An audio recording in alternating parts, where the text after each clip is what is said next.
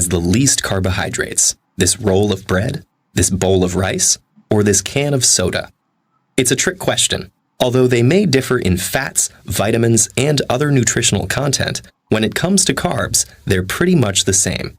So what exactly does that mean for your diet?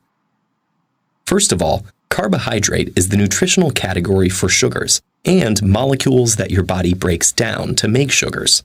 Carbohydrates can be simple or complex, depending on their structure. This is a simple sugar, or monosaccharide.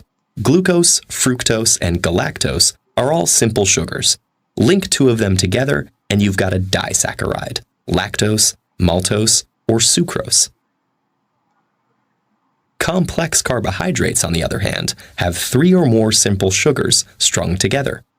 Complex carbohydrates with 3 to 10 linked sugars are oligosaccharides. Those with more than 10 are polysaccharides.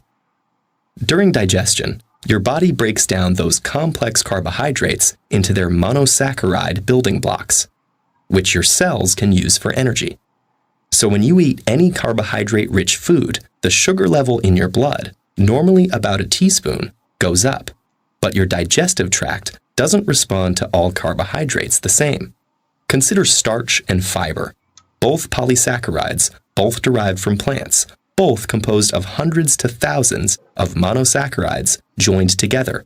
But they're joined together differently, and that changes the effect they have on your body. In starches, which plants mostly store for energy in roots and seeds, glucose molecules are joined together by alpha linkages, most of which can be easily cleaved by enzymes in your digestive tract. But in fiber, the bonds between monosaccharide molecules are beta bonds, which your body can't break down.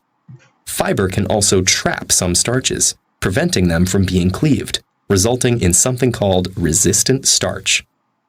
So foods high in starch, like crackers and white bread, are digested easily, quickly releasing a whole bunch of glucose into your blood, exactly what would happen if you drank something high in glucose, like soda.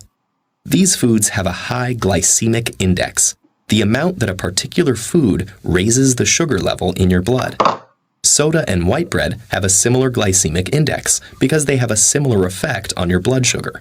But when you eat foods high in fiber, like vegetables, fruits, and whole grains, those indigestible beta bonds slow the release of glucose into the blood. Those foods have a lower glycemic index, and foods like eggs, cheese, and meats have the lowest glycemic index. When sugar moves from the digestive tract to the bloodstream, your body kicks into action to transfer it into your tissues, where it can be processed and used for energy. Insulin, a hormone synthesized in the pancreas, is one of the body's main tools for sugar management.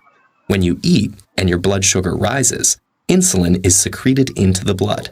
It prompts your muscle and fat cells to let glucose in and jumpstarts the conversion of sugar to energy. The degree to which a unit of insulin lowers the blood sugar helps us understand something called insulin sensitivity. The more a given unit of insulin lowers blood sugar, the more sensitive you are to insulin. If insulin sensitivity goes down, that's known as insulin resistance. The pancreas still sends out insulin, but cells, especially muscle cells, are less and less responsive to it. So blood sugar fails to decrease, and blood insulin continues to rise.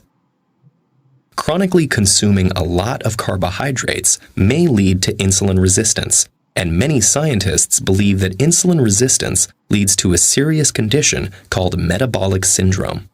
That involves a constellation of symptoms, including high blood sugar, increased waist circumference, and high blood pressure. It increases the risk of developing conditions like cardiovascular disease and type 2 diabetes.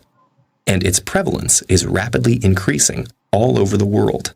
As much as 32% of the population in the US has metabolic syndrome.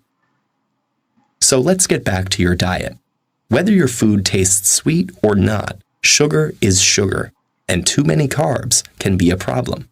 So maybe you'll want to take a pass on that pasta, sushi roll, pita burrito, donut burger sandwich.